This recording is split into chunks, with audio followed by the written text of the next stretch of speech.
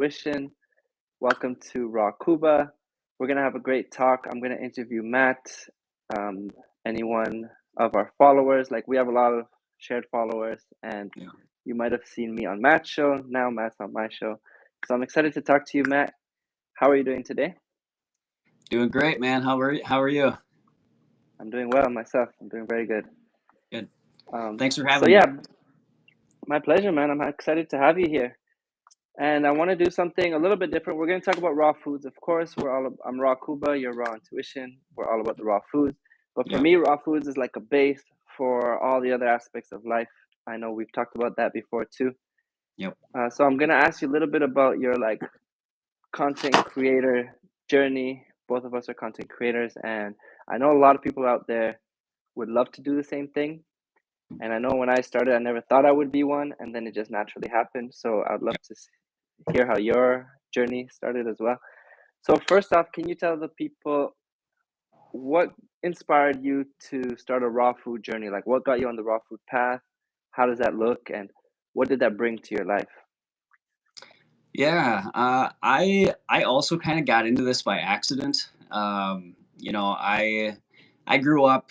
I'm from Minnesota here in the U.S., so it's a big meat and potatoes, culture.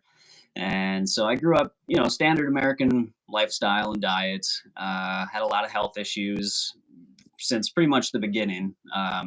Really bad eczema, asthma, super dry skin. My parents would be putting cortisol cream on me all the time as a little kid. And the steroid, right? Yeah, steroid cream. Yep. Mm-hmm. And thankfully, because the doctor kept prescribing it, and eventually the pharmacist that my mom would do the refills through, he finally said, like, hey, you shouldn't be giving a baby steroid cream so often. So thankfully that pharmacist said something, and my mom stopped doing that. So yeah, and I had colds and flus pretty frequently growing up. So kind of, I think a lot of kids, especially in the U.S., experience a lot of these things. But I thought it was just a natural thing. I thought everybody just had to deal with that. It was just part of life. And so that's kind of just how I grew up, with my inhaler, and I had allergy drops and things, because allergies was another big thing that I struggled with, as well as insomnia, constipation, a lot of these things. So it wasn't until I was, the next kind of turning point for me was when I was about 16 or 17 years old, and I started to lose my hair. And that was like the most terrifying thing for me. And wow, that's really young to be losing your hair. Yeah, exactly. So yeah, I was terrified. It was like the most terrifying thing at that time for me. And so started going online, like back in the early days when the internet just started coming in, and I was looking up foods and things I could do to stop hair loss and reverse hair loss, and came across all the animal products that I was already eating.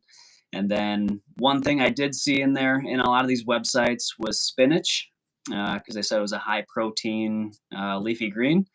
And so I started making these big massive salads like 3 to 4 times a week. And of course they still had chicken and cheese and ranch dressing and all the other stuff in them.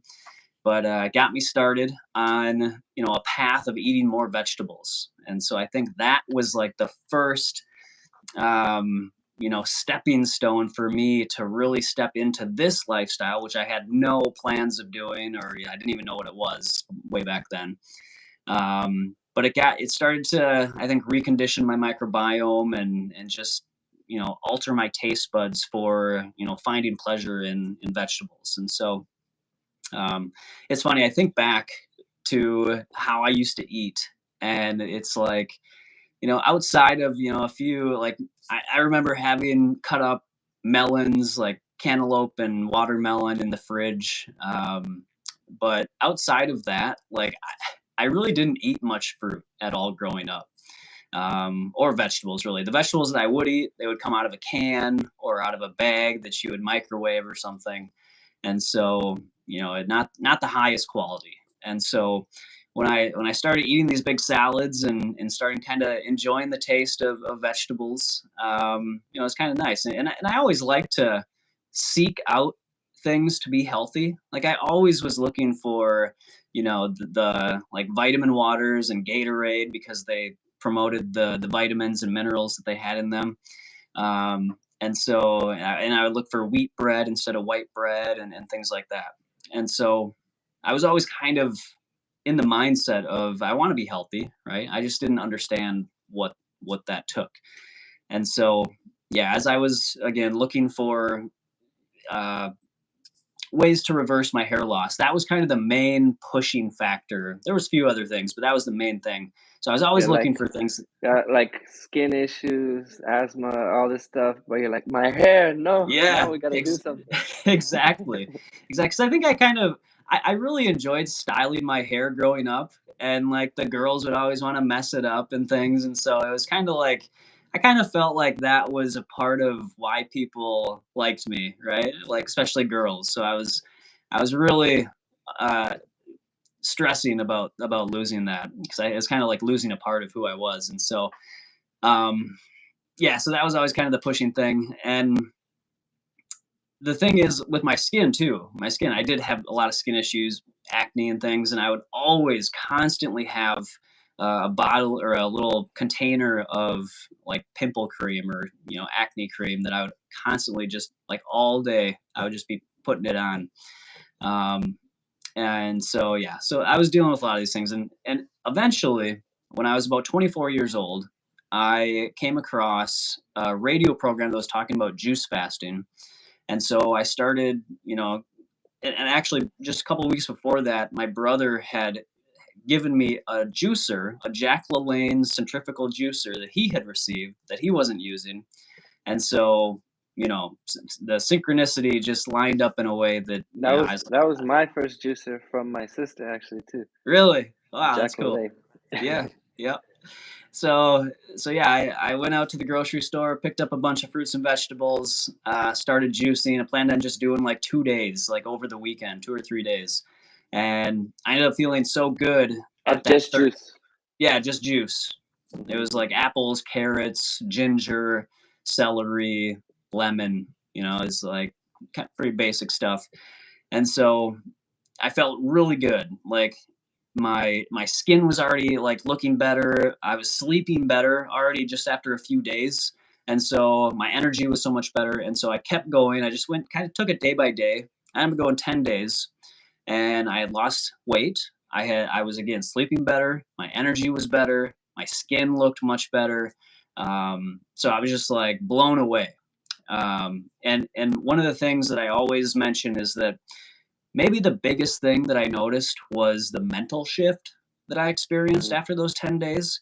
Um, at I was kind of falling into a depression because of my hair loss and some other things, and so I kind of developed these really toxic, self-critical thought patterns, and so I was very very down on myself. As I got into my later teenage years and early 20s, I was really relying on alcohol a lot to kind of mask that, and it really allowed me, at that point, that was like how I would, feel the most comfortable being social, which I think a lot of people can probably relate to. So I used alcohol quite a bit throughout that time to kind of mask the uncomfortable feeling I had with myself. Um, and And try so, to try to feel happy. yeah, yeah, exactly. And people, I was a pretty happy and like fun person when I was drinking, and so I found it an easy way to make friends, and so that was just one of the tools that I was using at that time. But once I got onto the juice fast and went through that 10-day process, my thoughts, like my anxiety and just like the self-critical thought patterns that I was kind of developing, uh, I could really see them diminishing, and so I was starting to see, um, gaining an awareness of those thought patterns and just like stepping back and separating myself from that so that I could really understand like and comprehend what I was doing to myself by thinking that way and speaking that way to myself. And so once I understood that, and once I kind of had that awareness, it just allowed me the opportunity to start making changes and speaking differently to myself and viewing myself differently. And once I did that, it was like so many things changed for me. Just the direction of my life, just my overall disposition of life and of myself, of course. So it really set me on a path to thinking differently, thinking more positively, understanding that my potential, as everybody else's, is truly unlimited. Like, we really do have unlimited potential. And I was starting to see, like, the people that I saw that were so successful, um, whether it be business or like doctors or whatever, just people that were successful, that I previously thought that I never could do. I was, again, I was pretty down on myself. I didn't really think I could achieve much, I guess. And so when I had that switch in my mindset, I saw, like, I'm no different than any of these people, the doctors or the business people. It really just came down to, they dedicated themselves to, say a doctor, they dedicated themselves for 8+ years of studying and really just focusing their energy on becoming the doctor. And so I realized I could do that exact same thing. Like, if I shift my attention away from sports and the bars and partying, and shift that towards, you know, at that time I was really, again, getting into health. Like, if I just started studying health and studying, the people that had the results that I wanted, and like seeing how they achieved what they achieved, that I could do the exact same thing. It just took putting my energy into it and focusing and dedicating myself to it. And I just realized whatever I choose to dedicate my energy to, that is what I can create in my life. And so that was just like a big shift for me. And that, plays into, I think, the business side of this, as well as just the overall health, achieving the health that you desire. Because I think everybody is starting to realize that, you can have all the success, all the money, all the accolades, but if you don't have your health, then that's not really going to be as fulfilling, or as positive as you thought it would be. So you got to have your health first, and then I think that leads you to being able to really succeed in all the other areas of your life, and really get the most out of it. So anyways, that's kind of how I got into it. Is, I did that juice fast. I started feeling so incredible, and then I really just dove into raw foods, like the nutrition science and anatomy and physiology. I just really wanted to understand the human body and understand, nutrition and stuff like that. And so that's what I dedicated myself to. Over the next probably year or so, I continued to increase the amount of raw foods in my diet. And so until I was pretty much all raw for quite a while. Now at this point, I would say I'm high raw. I'm not as strict about being 100%, because I don't feel it's 100% necessary all the time. So yeah, I just enjoy eating very high raw diet, whole food, plant based, and yeah, it's led me to where I am today, which I never would have imagined that I would be. So Yeah, yeah, I suppose growing up how you grew up, getting medications, eating standard diets, not being taught anything about nutrition and health, and then all of a sudden trying nothing but raw juices for 10 days and feeling like the incredible transformation naturally led you to wanting to understand it more and to learn more and to, like, how does this work? How does my body affect? How is my body like reacting so differently to this food? Like, there's got to be more to it. And I guess that just took you to where you are today. yeah, You're a bit of it, like, you have a big scientific approach to your stuff, I see. yeah, a little bit. Yeah. I do really like to understand the science. My channel name is Raw Intuition, so I do also really like to incorporate the intuitive aspect of it. because I think Mhm. when people get too science based, like nothing, nothing against people that are really into the science, because I am as well. But I think, there's, science can almost become a hindrance. I think if you only focus on science and studies and things and not bring in the intuitive aspect and just testing it out and being honest about what the results are with you, because I think when you get too much into the science, you take away just the fun of it, the fun of just Mhm. being healthy. If you're like trying to if you get too anal about hitting every single nutrient rather than just trusting that nature provides, what we need, to a certain extent. I do appreciate the fact that there are certain nutrients due to the farming practices, due to agriculture and the system that we live in, and all the environmental pollutants and things that do necessitate some, you know um, maybe supplementation, or just a more focused approach on some things. But in general, I think if you get too much into the science, and plus understanding how the science works and knowing that the funding can dictate the result of the study. So just learning how to interpret the science that's out there, because everybody knows now that you can find a scientific study to back up any view, any view that you want. So Yeah. um, understanding Even the that opposing views all have their backup research. yeah, exactly. So yeah, using intuition plus understanding the science a little bit, I think is a good way to be able to navigate the best way to approach diet and lifestyle. Yeah, life is always balanced, like the right and the left brain, the like logical and the heartfelt, intuitive.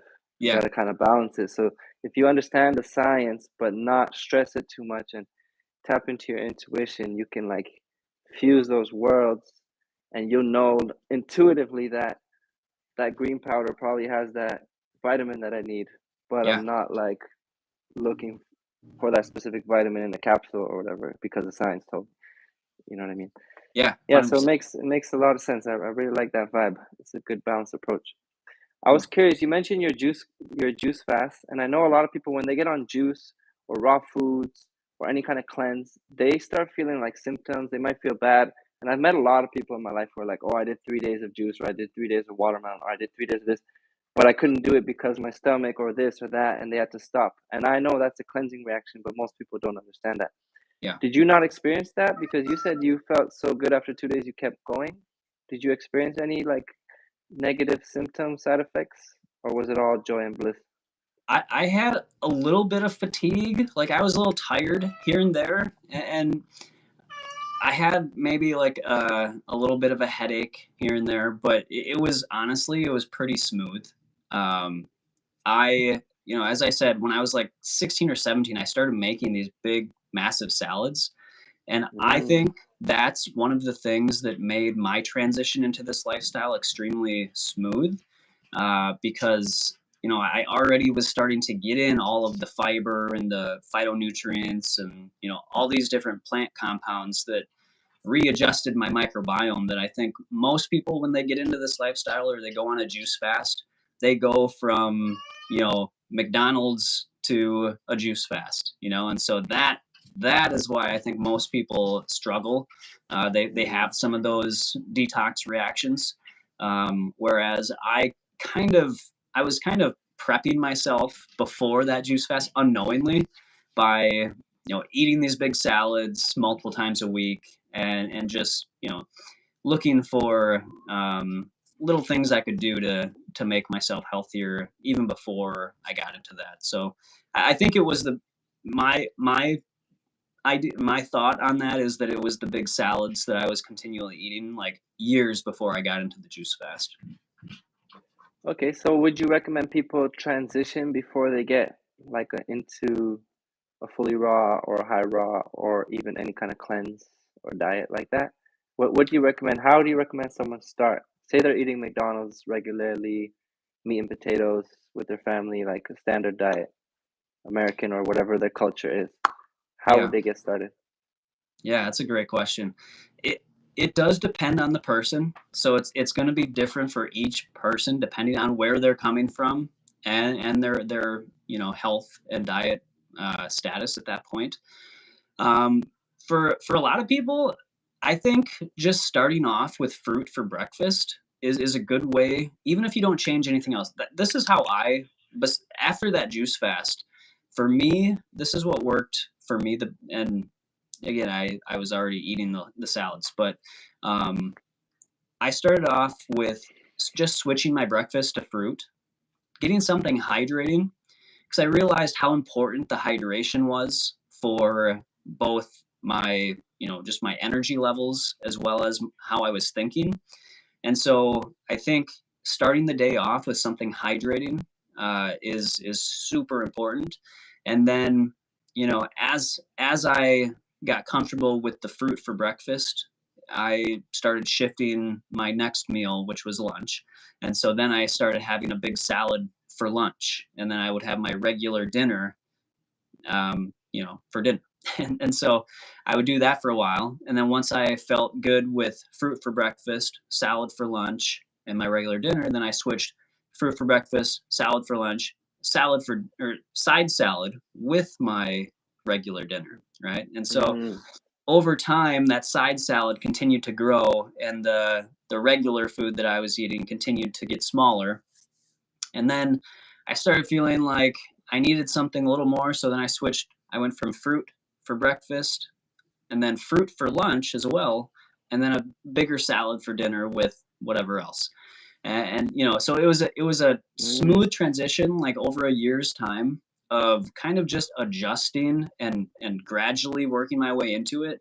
And then eventually I got rid of all the junk that I had previously been eating, and I replaced that with just a big massive salad and fruit for dinner as well, both. And then so it was fruit for breakfast, fruit for lunch, and then a little bit of fruit and a big salad for dinner. And By that saying worked like you needed a little more, you ate more fruit. Is that because fruit is more calorie dense than the salads? exactly. Yeah, because Okay. I was losing more weight at that point, and so I realized I needed more calories, and yeah, that bringing in more fruit. And I think that's also where people run into issues is a lot of times they don't realize, they feel like they're eating a lot because fruit is a lot of water and fiber, and so it fills them up, and they're not really getting as many calories as they used to be, and so they Mhm. can drop weight faster, which is great if somebody's trying to lose weight. But if somebody doesn't want to lose weight, you have to look at how much energy are you bringing in, and also your output. But I think most people fall short with how much they're bringing in, um, especially in the beginning. So just something for people that are just starting out to think about is use something like chronometer to just get a gauge of where you're at, just a rough estimate, and go from there. Chronometer, yeah, yeah, to count your calories. Yeah.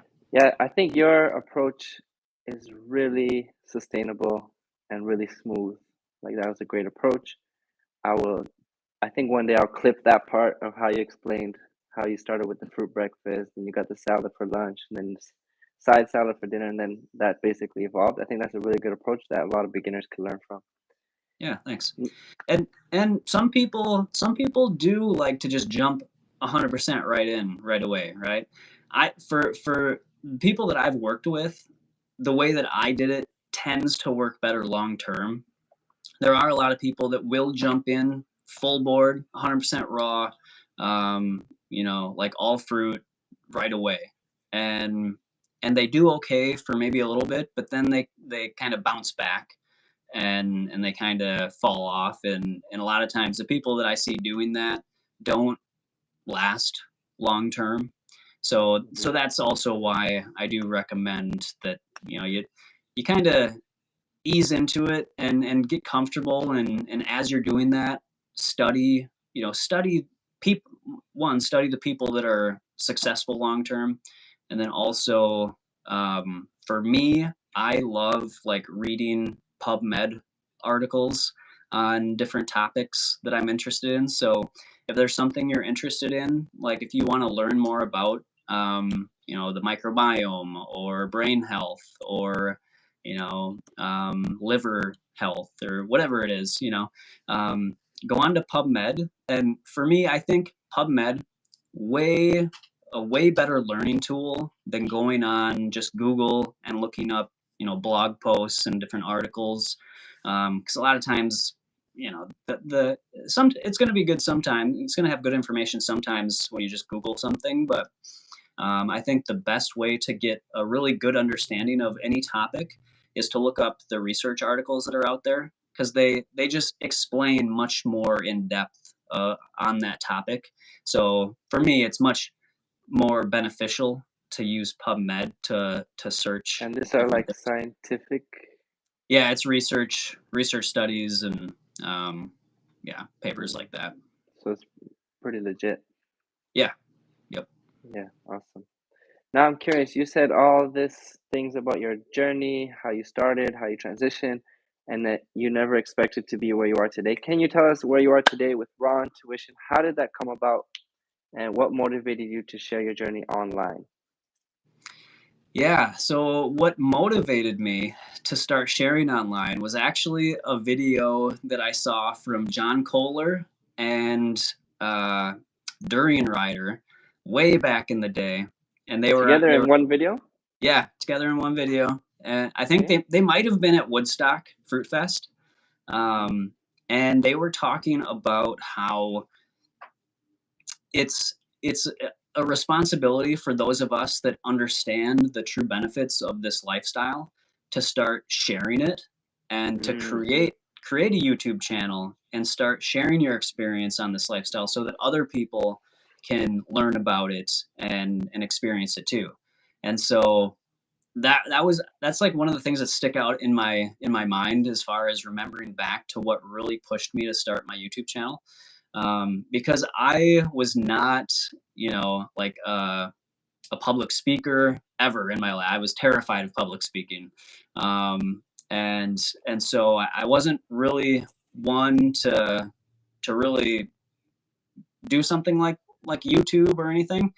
But I did really, I was inspired by, that idea that, I'm benefiting from, John, from John and Durian Rider and everybody else like at Woodstock that was sharing back then. I was benefiting from that. So it was only right, I felt, for me to start doing the exact same thing so that other people could experience that.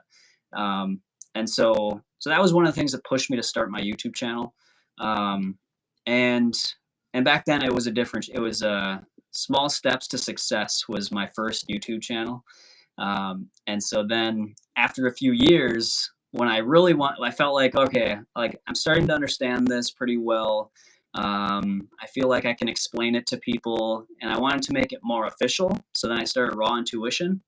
I think back, I don't remember what year I started it. It was maybe 2015 or 2016. I'd have to look. I don't actually remember. But I switched to Raw Intuition because I wanted to actually make it like a business, and I wanted to start doing coaching and things. And so that's what I did.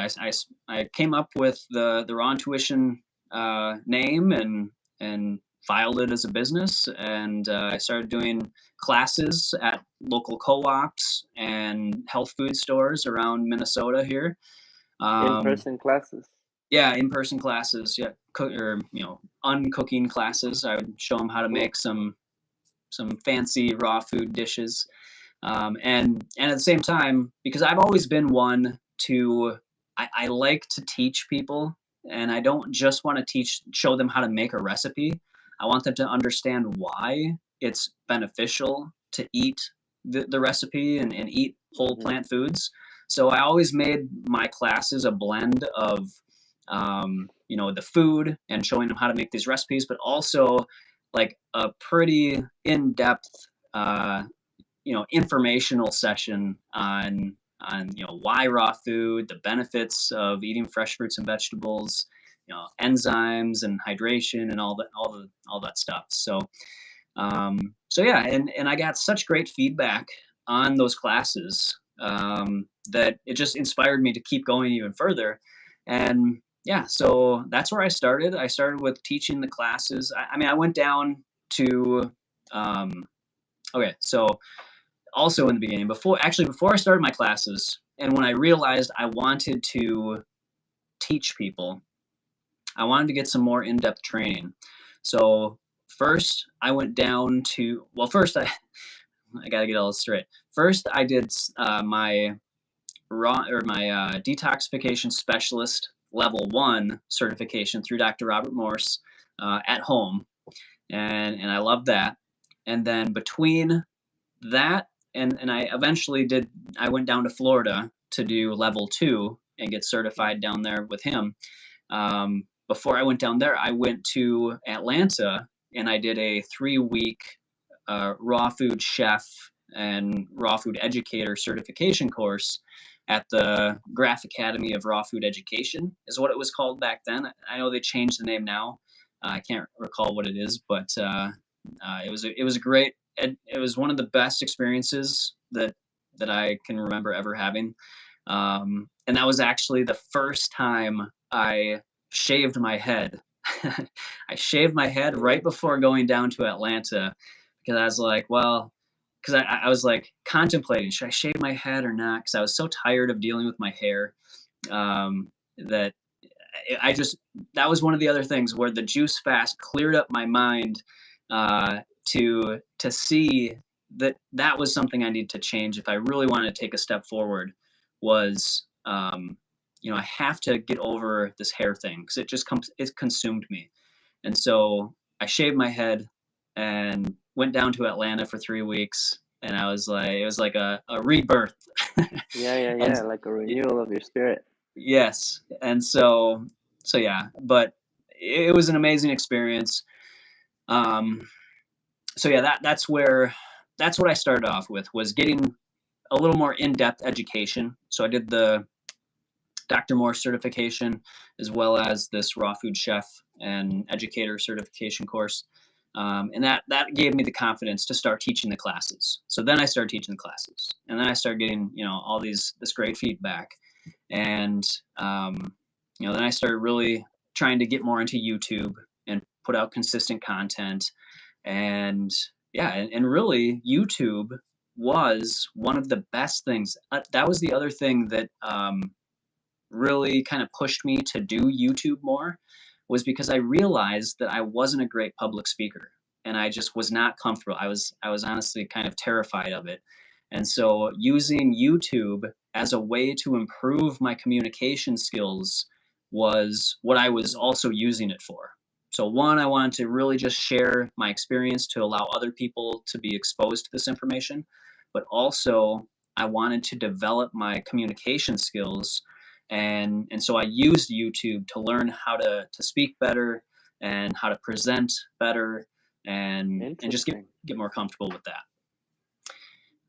That's very interesting. So YouTube was a big part of your online journey, and it sounded like you mentioned at the beginning you started with YouTube. Am I right? With the Small Steps to Success channel. Yeah. I did start with small steps. Was that the first endeavor you did online, like YouTube? Yes. Yep.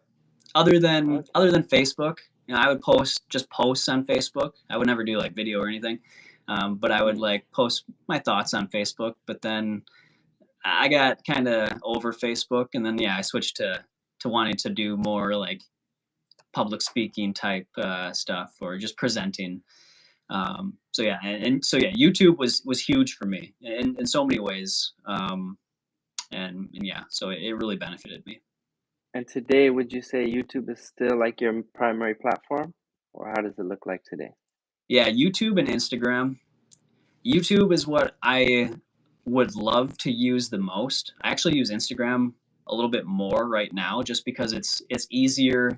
I can just throw a post out there, because life in the last few years has gotten more busy, and so I haven't had the time to dedicate to making videos and editing videos. So also, what I realized was that because I do want to continue making regular YouTube content, and I think this, if there's people out there that also feel like life is just so busy and they don't have time to edit videos and things like we're doing right now, you can do a live and you don't have to edit anything. Like you just jump Yeah. on, you share your thoughts, and then it posts itself and you don't have to edit. And so that's what I learned to do is, now I have my two weekly shows. I have my health show and my game show, and everything I do pretty much is live now. I do want to get more into doing edited videos again because I do enjoy doing that. It's just that I've had to kind of restructure things with, just the busyness of everything, and yeah. So I think it's about finding ways to make it work. If you want to make it work, you got to find, if one way is seeming like it's just not going to work, or it's not the most efficient use of your time, or you just feel like you're crunched for time, like me, I went to more live style videos, and that kind of allowed me to continue making regular content on YouTube. And also, I think it's another way. I think a lot of people are nervous about going live because they can't, edit, and they can't, they're just kind of exposing themselves. Yeah, Um, yeah, yeah. so they get a little more nervous with the live style. And again, it's just another way to develop your skills and feel more comfortable speaking and presenting. So going live it was kind of difficult for me to do at first because I was nervous too. But then once I started doing it, I realized it was really helping me to feel more comfortable and feel more confident. So yeah, there's always a way to, even if things seem like you just don't have time, or you don't feel comfortable doing something, if you really want to do it and you push yourself a little bit outside your comfort zone, it can help a lot. Yeah, and whichever path you take, whether you're doing live videos, edited videos, Instagram reels, whatever path you choose, just doing it and then doing it again and then doing it again, you're gonna get more and more natural, more and more better at it. So Yeah, you're never gonna be like perfect to start, you know. You just right. gotta start and then keep doing it, and then you get practice and you get better with Yep, experience.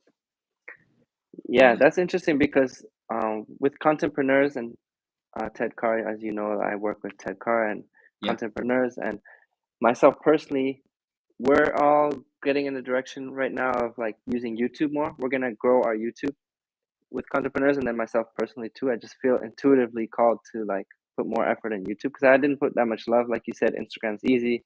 You could yeah, put posts up easier. Everyone's hanging out there. I don't know. It became natural, but yeah. yeah, I really see using YouTube more going forward.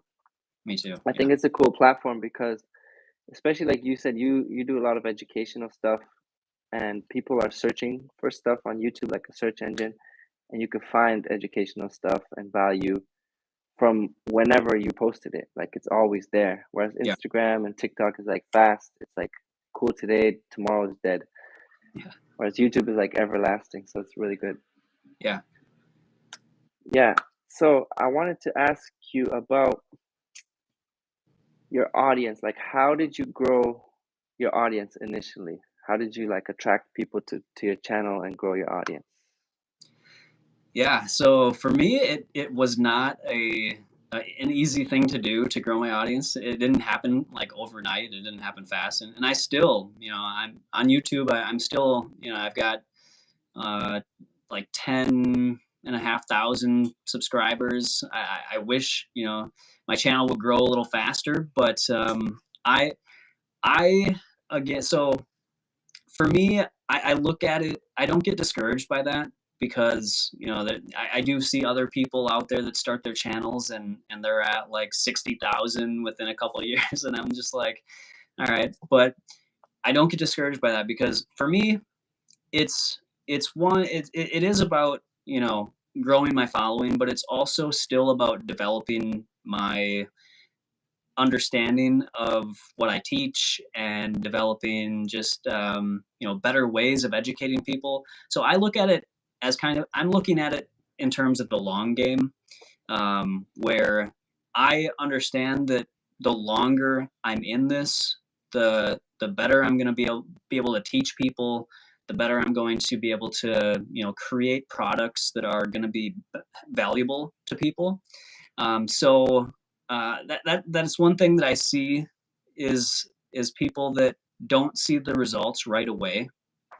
They, they go off, they either go carnivore, or they find another niche that they can, try and grow with. Right. So I Wait, think are a you lot talking about like for the personal health or as content creators? for content creators. They'll change their diet and lifestyle for content? I think so. That's what it seems like. Wow. That's what it Okay. seems like. I could be wrong, but that's just my perception, is that I think some people see an opportunity in, raw foods or whatever niche they're looking at. And if they don't get traction right away, they'll switch it up because they know that, there's an opportunity somewhere else. And so, yeah, I don't know. That's just my hunch, is that that's what sometimes people might do. But if there's somebody out there that really is, wanting both true health, and, um, a sustainable business, if they're trying to make it a business, um, the best thing you can do is look at it in terms of the long game, I think, because again, like, you look at anybody out there that's successful, with this, they've been doing it for decades, or the people that are the most well respected, it's people that have been doing it for so long. And so I just understood from the beginning that, I just got to keep, working away at it, just keep studying, keep, experimenting on myself and seeing what works and what doesn't work. And, that's my approach. And so, but throughout that time, I wanted to start, I realized I wanted to write a book. All right. And so when I realized that, I just started jotting down notes, and I kind of started writing a book, you know, many years ago. And it just kept getting longer and longer. And I was like, all right, it's going to be a pretty big book. Um, but then in I think it was 2020 or 2021, when Lissa and Chris started the bundle, I realized that would be an opportunity for me to actually create something, like finish something like my book. And so that was the accountability that I needed. And I think that's one of the things that I try and share with people, is that accountability is so important. Mm. If you're trying to start making positive steps in this direction, for me, I really wanted to have some tools for people, for coaching, one, for my coaching clients, but also, people, if I wasn't able to coach somebody, I wanted to have them, at least I want to be able to hand them something that they could use. So first I started out with this little, um, like a starter's guide. It was just like a little PDF, of like 2-page PDF, that I would try and give people that, um, you know, either didn't want to do coaching, or, they just wanted a quick little bit of advice. I just said, here, look at this. But I wanted to have like an actual comprehensive book, or resource that I could give people that, were considering coaching, but they weren't quite ready for it. So anyways, the bundle is what gave me that last push that I needed to finally like finalize a book that I was trying to create. Um, and so yeah, I feel like I've kind of I kind of forgot the main question, and so I'm just But going you in. used that book for the bundle. Yeah, well, so that big book that I started writing, and I guess this is a point that I guess I can make with this, is that, I think it's important, if you want to like create something and you're not exactly sure what it is, start writing down ideas. So this is what I did. I started just writing every time something of interest would come to my mind, or I would come across something. I would start writing. I'd have a page dedicated to that topic. I would start writing down everything that I was kind of coming across and learning about that on that page. And then, so eventually I had, several pages, and that's why I was like, all right, I can make this into a book. But it just kept going and going. I never had like an actual endpoint of when I was going to publish this book or what it was going to be called or anything. So, in 2020, I think it was when Lissa and Chris started the bundles that they do. I was like, okay, like this is an opportunity. I have to, like, I'm going to commit to somebody else. Like, somebody else is going to expect me to have a finished product at a deadline. And so that is what pushed me to finally create the books that I've created today, which I'm very proud of. I love how they came out. And so, yeah, so that was just another one of the ways that I've gotten to where I am today with the books that I have, and just the more of a valuable tool, I think, for people to use that I don't coach one-on-one. And so, Can you tell us what these books are about and where people can find them? Sure. Yeah, I've got them right here. So I've got this. I so happen to have it right here. Funny you ask. Here it is. Yeah. So this was my first one, and this is 21 Day Raw Transformation Program. And so it's over 200 pages. It's got a meal plan and recipes, and also just like a pretty in-depth summary of how I think you can make this lifestyle healthy and sustainable. And so it's on my website, myrawintuition.com, or it's on Amazon. You can pick up the paperback on Amazon. And so, yeah, once I finished this book and I had that dopamine rush and really just the fulfillment and of having like a tangible thing that I could hold in my hand that I created for people, and the feedback that I got back, was great. It just drove me to want to create more. And so the next one I actually wrote was 5-Star Digestion, and this is a much smaller book. It's a much more simple book, but I still think it's a valuable tool for anybody that's struggling with digestion, which that was actually one of the driving things to make me write this book, was that most people that I coached, actually, I would say every single person that I've coached has a digestive issue, right? Some issue with their digestion. And so that was just usually, no matter the issue, there's a root in the digestion. Very true. Yes. Yep.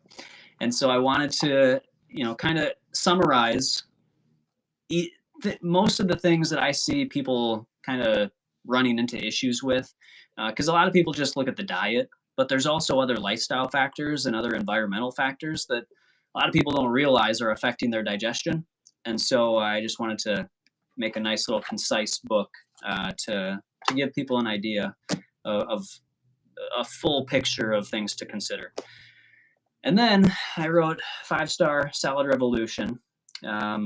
Really happy with how that one came out as well. And it's really, as I said, I got into the big salads early on, and I really think that was one of the big reasons why my transition was so smooth and why I've had such good success long term.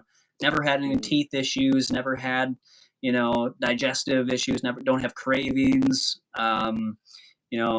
Everything has been great, for the most part. And so that's what kind of inspired me to dedicate a book to what I coined as the 5-Star salad. And I really like that concept of the 5-Star salad, and I wanted to ask you about it. This might be a good time. Sure. And you have the 5-Star digestion, I guess you said, like this concept of the 5-Star revolution, or whatever you call it. Like, I really 5-Star salad revolution. Salad revolution. Yeah, I really like that idea, and I remember you talked about it one time a couple of years ago. I forget where, and it stuck with me. Can you tell the people what that means? Yeah. Tell us about your 5-Star salad, man. For sure. Yeah, the 5-Star salad is just a salad.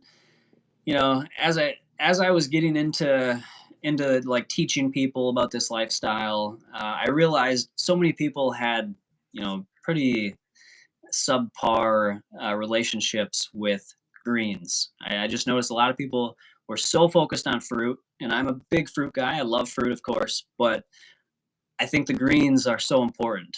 And so when I realized most people aren't really eating many greens, even when they think they are, even when they tell me they eat a lot of greens, when I coach them and they show me their food log, they're really not eating that many greens. And so um, when I asked them, like, you know, would you want to, would you increase your greens? And they're like, I don't, they didn't, like most people didn't really care for greens. And so I was like, well, why do I really love my salads and like I just look forward to them at the end of the day? And other people don't. Other people have such a bad relationship with salads and greens. And so I looked at what I was putting into my salads and how I was kind of designing my salads as to why I really enjoyed them, because they're probably my favorite meal of the day. Even though fruit is number one for me, but my salad is a meal. I don't know. It's just so satisfying. And so I looked at, I came up with these 5 key points of why, how I compose my salad. And I think those are the 5 points that make them so satisfying and nourishing and just, such a great meal. It's that was the other thing. I wanted to make a salad, like show people how to make a salad that felt like a meal after you ate it. It wasn't just like a side salad or anything like that. So, so I'll give you the 5 proper pillars. satiating meal that after you eat it, you're satisfied. You don't need any more food. You're good. Yeah, exactly. Yep. And so the 5 pillars, I can rattle them off here quickly. It's the first one is you want to have at least a pound of leafy greens in your salad. So it might seem What like a does a lot. pound look like? It sounds like a lot. It does. It does. Honestly, this head of romaine was over a pound of leafy greens. So if you get a decent size head of romaine, that alone is going to be over a pound.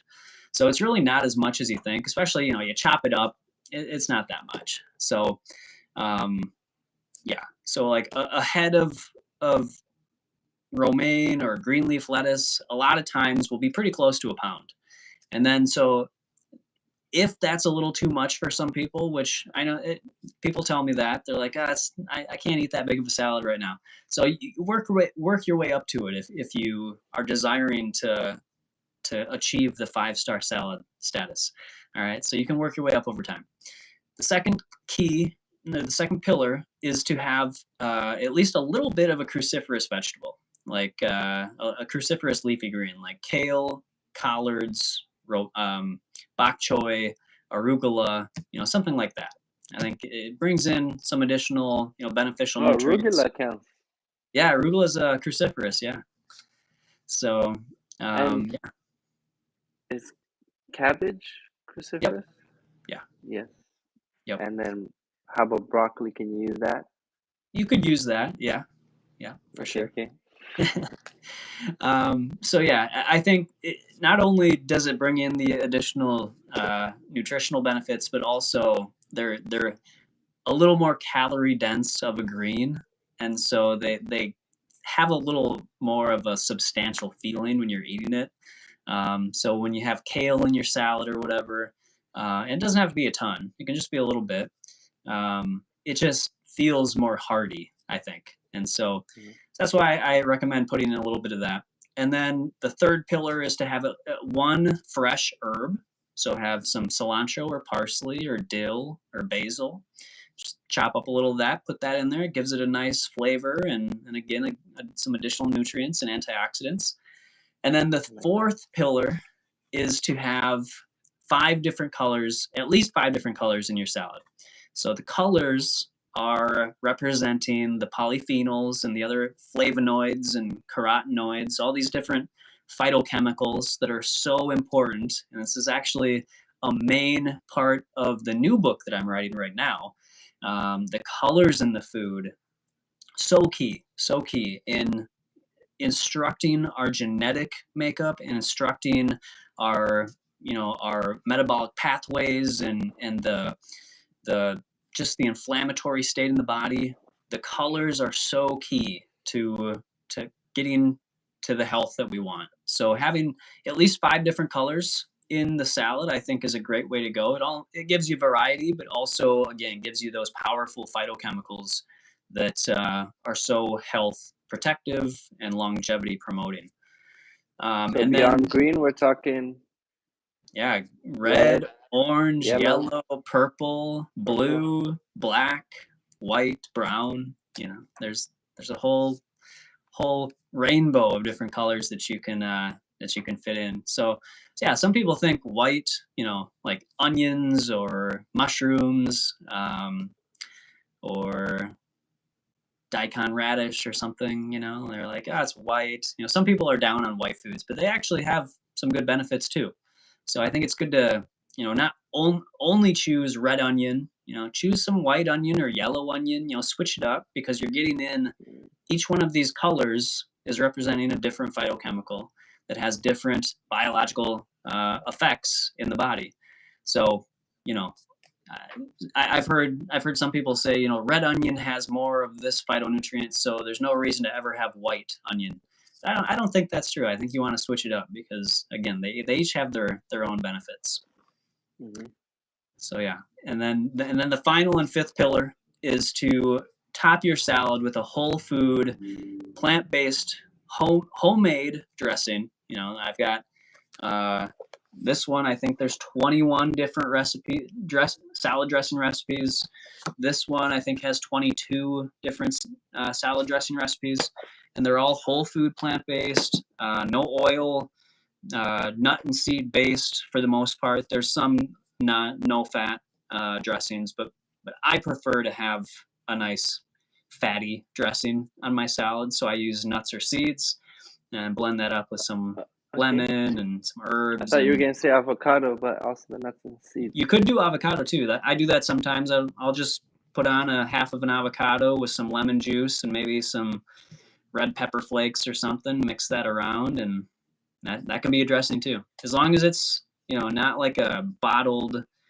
I try to get people to stay away from the bottled store-bought dressings, because a lot of times they're going to have preservatives and emulsifiers and flavor enhancers and things. So I think it's best to make it at home if you want to have the best results. Definitely. Yeah, that's a beautiful salad. I'm actually going shopping tonight after this interview. When I go shopping now, I'm gonna keep in mind like 5 stars. I need 5 stars for my salad. Yes. Because sometimes I'll neglect some of the stars. Like I don't always think of the herb, even though I love putting the herb in the salad. I won't always think about making something cruciferous in there.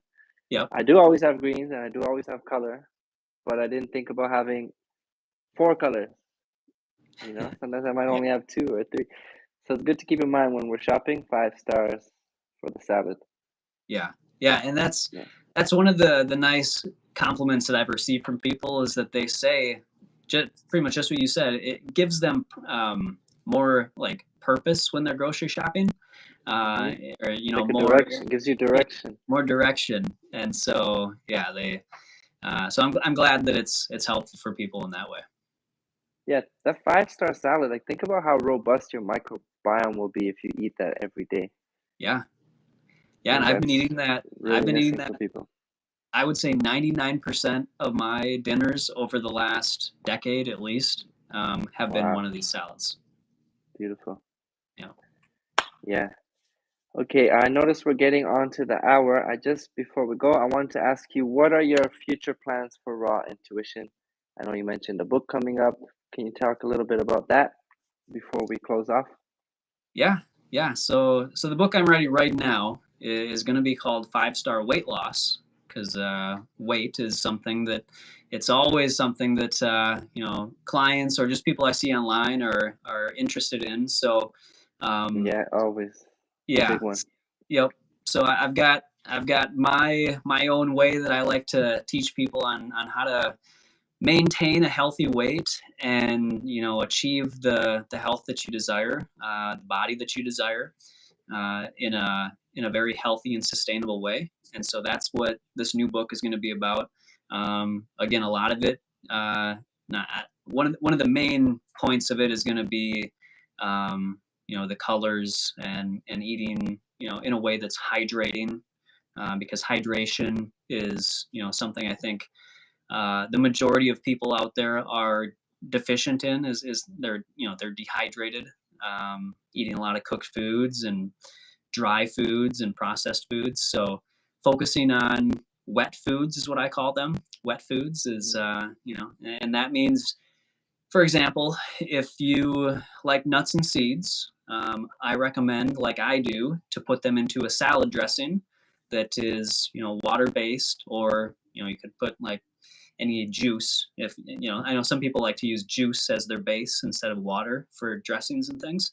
So you can do that. But as long as it's in a wet form, I think that's key, to one, achieving, the body weight that we desire, but also, just the energy levels and the mental clarity and all that. So, the majority of the food that we eat should be wet or hydrating.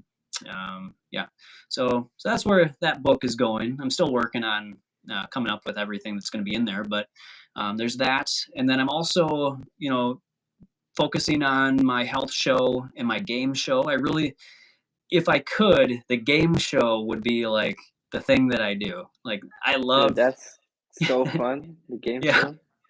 thank you. Yeah, I love coming up with the questions and just the whole game show atmosphere of Yeah, it. very creative, man. Very creative. Thank you, thank you. So yeah, that's You right. you make the guests nervous sometimes. Like, oh, what's he Yeah, gonna ask me next? yeah, I know. But yeah, I hope my goal for the game show is to know, test people, but also, make it fun and educational for the audience. So yeah, I hope people enjoy it that are on it.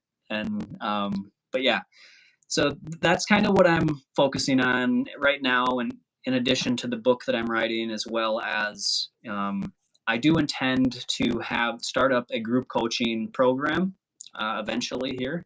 It's been on my mind for quite a while now, and I'm finally getting close to feeling like I'm ready to put that together, and, have a group coaching program that people Mm, can go through. because you've been And doing one-on-one coaching up to yeah, now. yep. Mhm. And it's just the one-on-one coaching. I really enjoy connecting with people. It's just more difficult to fit everybody in, So I think having the group coaching program is going to be much more valuable for probably the clients, as well as, for me. So yeah, I think that's group coaching is great because then people learn from other people. yeah, You learn from each other, and then, yep, ideas come up for people that they would have not thought of just one-on-one. exactly. I agree. Yeah, that's awesome. Lots of cool things. Yeah, Yeah, thank this you. was really fun talking to you, man. Connecting with you again. Yeah, Can 100%. you, before we leave, make sure to tell us where we can find you, and if there's anything you want to share, any free resource or something where people can get started, but also any advice for those looking to follow in your footsteps of, someone who got on the health raw vegan journey and started a raw intuition like channel, business, and all this. So any advice for someone wanting to follow that same path? Yeah. Um, so first, for advice for people out there that, are trying or considering, doing something like this, educating people on health and diet, um, I'll say that the 3P concept that I talk about in 21 Day Raw Transformation Program applies to business as well. And even if you're not trying to make it a business, if you just want to, create a social media, presence, or, just a channel, the 3Ps would probably be the best way to explain my view on it. And so that's, the first P is patience.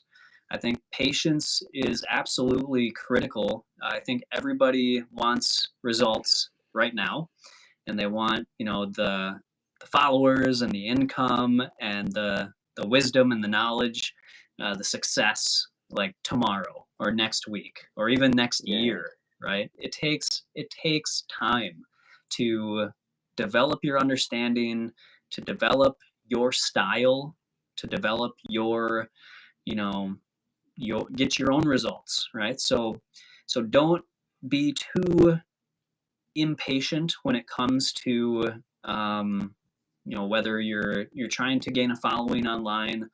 Understand that it can take a long time, but as long as you stay dedicated, um, the next P is persistence. So you want to stay persistent, even when you put up a video and it doesn't get any views, or it gets very few views, or you get some negative comments. You have to really know your why, as they say. You have to really understand what you're doing it for. And for me, there was a few things for me, for like my why. One, was sharing the vegan message. I really tried to think about the animals, that are out there, that I realized are dying needlessly, and going through a lot of suffering for really no reason, no necessary reason. Um, and so that was something that pushed me. So finding something outside of yourself that, can be a motivating factor. And so I wanted to put out a vegan message, share with people you can be healthy without eating animals. Fruits and vegetables are species specific foods. And I always use the animals as a motivating factor for me to continue putting out messages, putting out content and videos.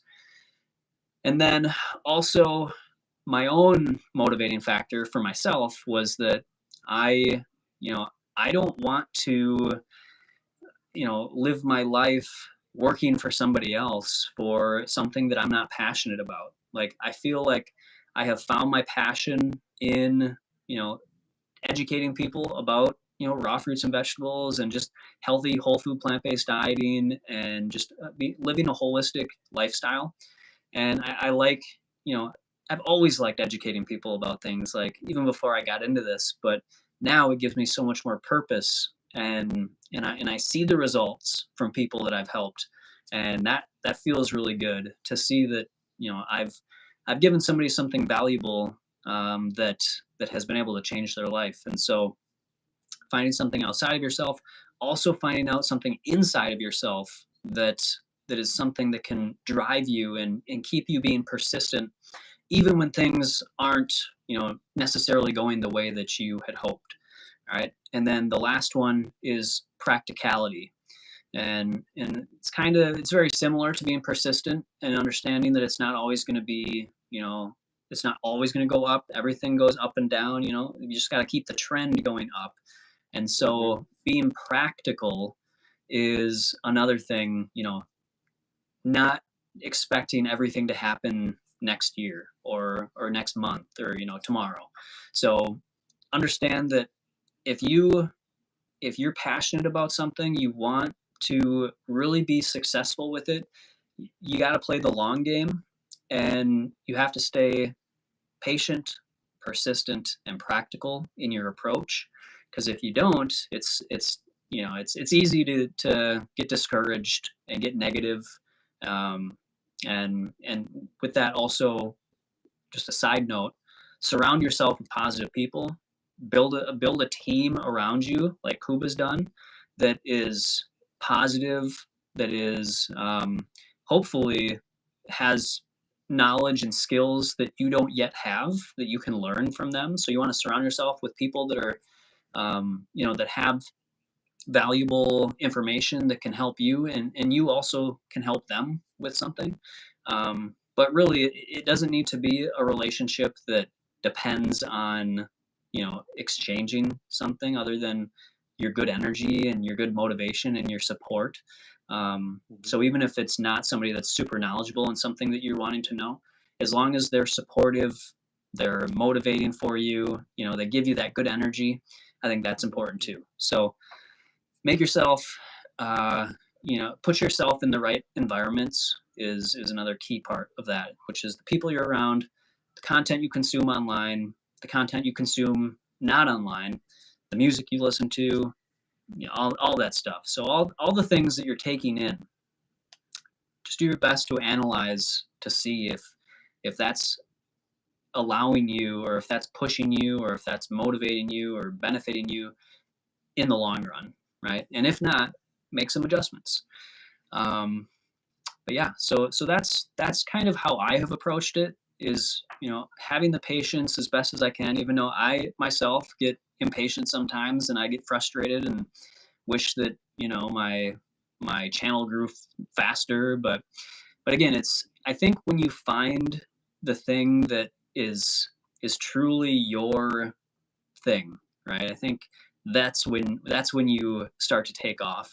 And so it's just about being persistent until you find that thing that that comes out of you so passionately and Yeah. uniquely, and and people recognize that. So, you know just stay positive, surround yourself with positive people, do things that you enjoy, and don't expect everything to happen overnight. Yeah, because sometimes you just have to do what feels right in the moment Yeah. and share that, and then that could evolve as you find like that thing that you're really passionate about. Yep. So sometimes it might not be the thing that you're doing right now, but you have to do it to realize it's not the thing and then to do the next thing. Yes. But if you're not taking action, you will never realize that. So you have to take some sort of action, be patient, keep persisting, evolve as you go, surround yourself with the right people. What was the third? The third P was Persistence, practicality. patience, persistence, practicality. Yep. Yeah, okay. So you have to be practical in your approach as well. But I really like the idea of connecting with the right people. Yeah. There's so many communities online nowadays of like-minded people with whatever it is that you're passionate about. So you connect with people in those online communities. You can find accountability partners, so you can push each other and motivate each other. And yeah, that's the way to go. Definitely. Awesome, Matt. Thank you so much. You shared a lot of knowledge and wisdom and inspiration. I think you're on a beautiful path. I want to see you keep going, and I want to see you growing and Thank you. helping more people. Yeah, I think it's beautiful. Can you tell people where to find you? And yeah, that's basically it, where to find you and how to connect with you. Sure. And right back at you, Kuba. I appreciate you and love seeing what you're doing. So likewise, I can't wait to see where your content and everything goes too. So my website is myrawintuition.com. And so you can find my coaching services and my ebooks and things there. And then you can also find my books on Amazon. And you can search Matt Bennett in Amazon. It should pull up my books.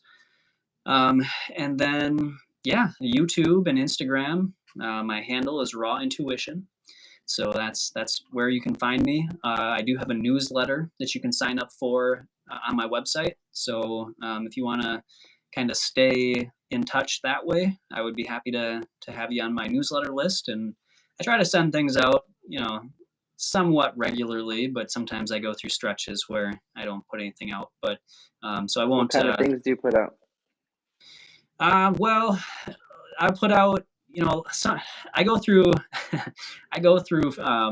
kind of waves. I was doing a what I learned this week, and so because I'm always trying to study and research things. So for a while there, I was doing a what I learned this week, and I would put out a video or a newsletter every week.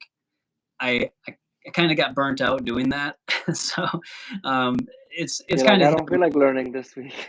yeah, yeah, exactly. So like when there's a bundle, or when there's another you know promotion that I've got going on, like I'm about to send out a Memorial Day, because it's Memorial Day here on Monday in the US.